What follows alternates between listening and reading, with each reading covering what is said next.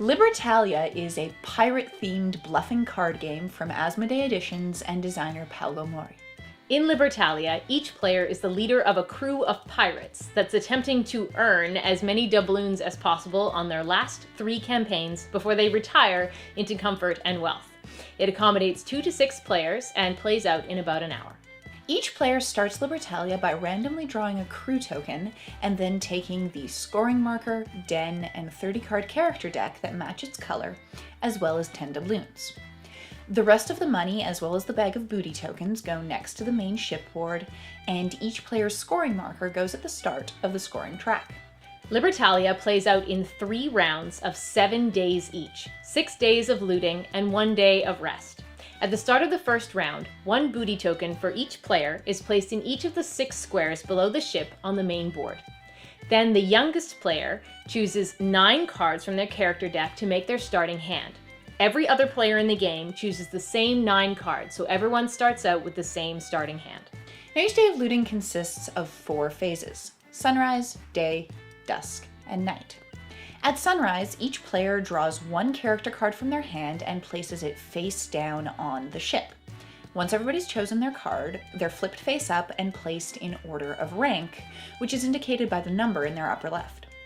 Now, if 2 or more players choose the same card, the tie is resolved by looking at the influence number that's in the little silver mark on the lower left.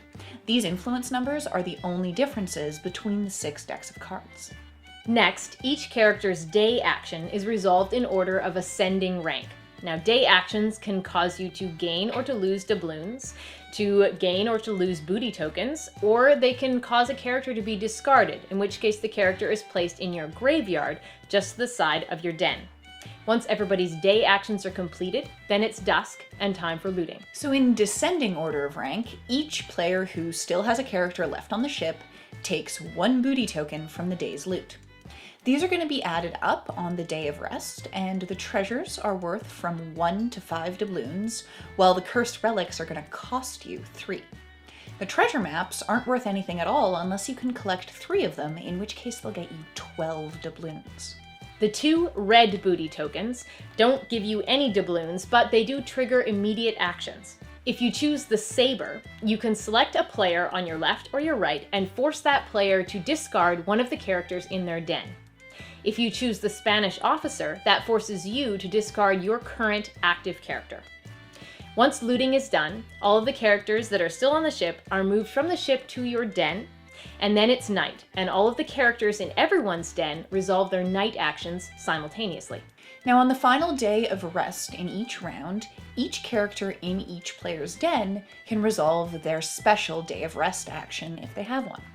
You then add your total number of doubloons to the total value of all of your booty tokens and move your scoring marker up the appropriate number of spaces on the track.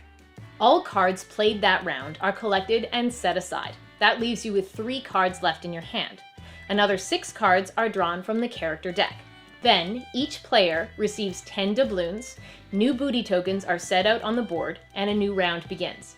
At the end of the 3rd round, the player with the most points wins the game. So I really enjoy Libertalia. The sheer range of card abilities there are, the way that they interact, and the almost total lack of randomness in the game means there's room for a huge amount of strategy, even given the very simple gameplay. It's also a game that integrates its theme into that gameplay better than any other I've seen. The art is gorgeous, but what really gets me about Libertalia is that you act like a pirate when you're playing the game. It's not just an economic game that's been reskinned with a pirate theme. You're looting, you're fighting other people, you're shooting into other people's dens. It's really thematic, and you really do some nasty piratey things by the end, which is really cool.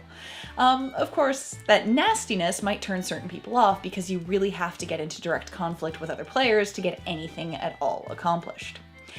That complexity of interactions between the cards, on the other hand, can mean that this game is really prone to analysis paralysis. And if you've got a really slow decision maker in your group, I'd almost suggest instituting a timer of some kind because it can really bog the game down, and this should be quick and snappy and fun to really have its full effect.